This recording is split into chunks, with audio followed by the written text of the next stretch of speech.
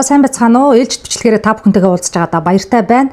За энэ удаагийн бичлэгээрээ та бүхэндээ бас сүүлийн үед Америкийн нэгдсэн улсын Конгресс буюу төлөөлөгчдийн танхимаар цагаач нартай холбоотой Америкийн нэгдсэн улсад одоо хууль бусаар цагаачилсан цагаачлалтай холбоотой ийм асуудлаар нэлээд маргаан мэтгэлцээ өрнүүлсэн ийм шийдвэр гаргасан. За энэ шийдвэртэй холбогдуулаад сүүлийн өдрүүдэд Америкийн нэгдсэн улсын хэвлэл мэдээлэл, за төлөөлөгчдийн танхимын гишүүд, за зарим хуульч нар бас нэлээд талын байр суурийг одоо илэрхийлж маргаж мэтгэлцэж байна. Тэгэхээр энэ мэдээллийг хүргэх болсон шалтгаан нь Монгол улсаас маань Америкийн нэгдсэн улсад бас нэлээд олон мянган иргэд аж төрж амьдардаг. Тэгэхээр эдгээр бас хүмүүс бас мэдгэд илүүдэхгүй. За мэдээч энэ хууль эрх зүйн талрын мэдээллийг цаг тухайд нь хүргэж байх үүднээс энэхүү мэдээллийг хүргэж байна. За ямар шийдвэрт ингээд Конгресс буюу төлөөлөгчдийн танхимаас гараад олонний анхаарал татаад байгаа вэ гэдэг талаар бичлэгийг маш товчхон та бүхэндээ хүргэе. За тэгээд бичлэгтэйгээ хамт цуг байгаарай. За сүүлийн жилүүд буюу Америкийн нэгдсэн улсын ерөнхийлөгчөөр Дональд Трамп сонгогдсноос хойш хугацаанд бол Америкийн нэгдсэн улсын цагаачлалын талаарх бодлого бол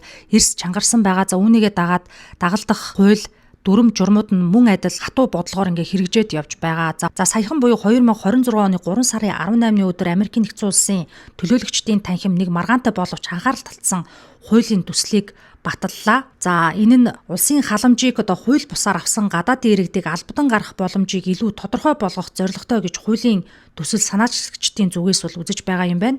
За уг төслийг Конгрессийн гишүүдийн санал хураалтаар хураахад нийт 239 гишүүн дэмжиж 186 гишүүн эсэргүүцснээр бол инхүү батлагдаж байгаа юм байна. За Америкийн нэгдсэн улсын хууль батлах процесс нь бол 3 шат дамжуулгаар хэрэгжээд за тэрхүү хууль нь бол эцлэн байдлаар хүчин төгөлдөр үйлчлэх хуулийн системтэй орон байдаг. Ямар нэгэн хуулийн төсөл батлагдахаар бол доод танхим буюу төлөөлөгчдийн танхим Конгрессоор батлагдана. За дараа нь Сенатаар батлагдаад хамгийн сүүлд нь ингээд ерөнхийлөгч гарын үсэг зурснаар хууль хүчин төгөлдөр хэрэгжээ явдаг. Тэгээ энэ хуулиа өөрчилснөөр яг ямар зүйлүүдийг өөрчлөх вэ гэдэг ийм зүйлүүд яригдж байгаа. За шин заалтын дагуу хэрв гадаадын иргэн Америкийн нэгдсэн улсын төрөөс олгодог халамжийн мөнгийг хууль бусаар авсан нотлогдвол түүнийг Америкийн нэгдсэн улсаас албадан гарах буюу депорт хийх боломжийг илүү тодорхой болгож байна гэж үзэж байгаа.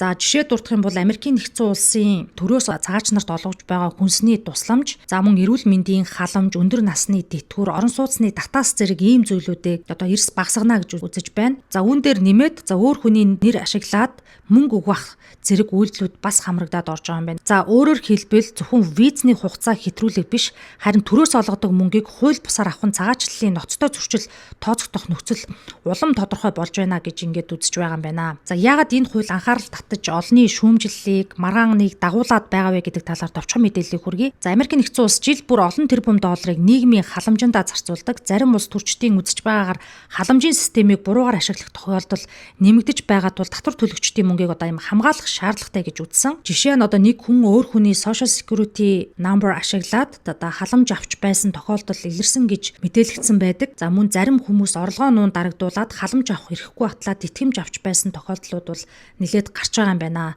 За хэрвээ энэ шинэ хууль хэрэгжүүл ийм төрлийн зөрчил илэрсэн тохиолдолд тухайн хүнийг зөвхөн одоо торгоод зогсохгүй Америкийн нэгдсэн улсад байх эрхийг нь хүртэл цуцлах боломж нэмэгдэнэ гэж үзэж байгаа юм байна.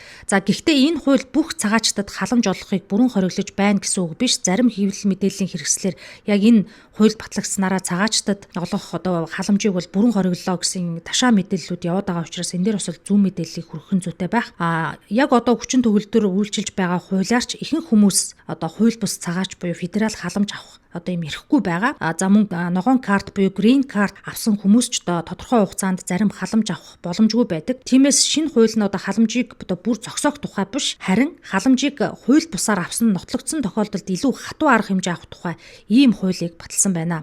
За гисэн хэдий боловч уг хууль улс төрийн маргааныг одоо маш ихээр дагуулж байна. Дэмжигчдийн үзэж байгаагаар бол энэ одоо шударга ёсны асуудал бөгөөд Америкийн нэгдсэн улсын татвар төлөгчдийн мөнгийг хамгаалах маш чухал алхам болно гэж үзэж байна. Харин эсэргүүцэгчдийн зүгээс бол зарим цагаачид халамжийн дүрм журмыг сайн ойлгоогүйгээс гадна ойлгоогүйгээс алдаа гарах магадлалтай мөн буруугаар яллагдах эрсдэл нэмэгдэж болзошгүй гэж болгоомжилж байгаа юм байна. За та бүхэн мэдж байгаа. За сүүлийн үед цагаачлалын эсрэг авах арга хэмжээ эрс чангарсантай холбогдуулаад жирийн одоо Америкийн нэгдсэн улсын иргэд хохирсон. За тэрч байтугай Америкийн нэгдсэн улсын 2 жиргэн ингээд ICE-ийн ажилтнуудад буудуулсан ийм тохиолдол гарсан.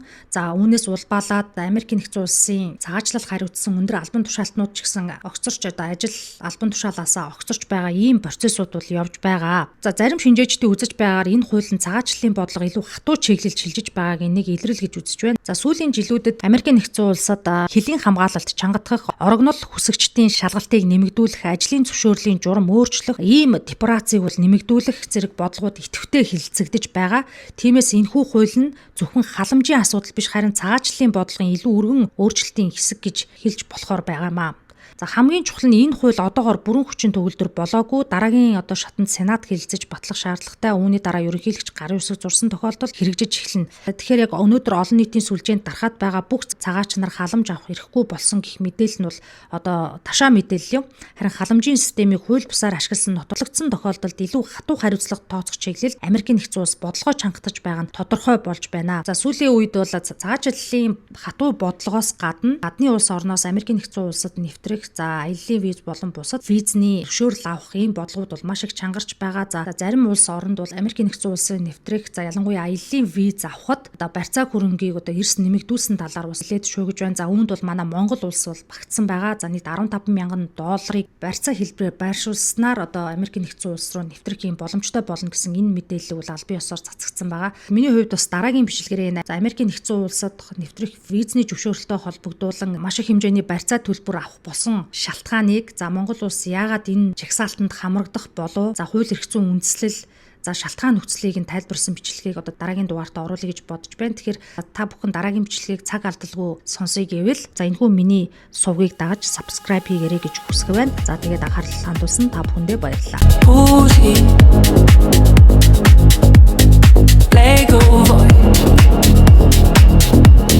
Turn up, make a choice. They said stay quiet, keep your colors in the lines.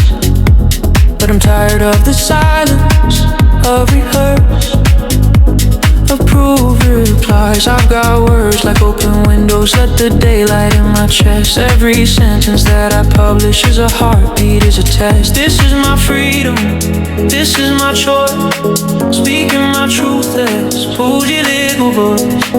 I won't be faded, I won't avoid living my rights as Fuji legal voice.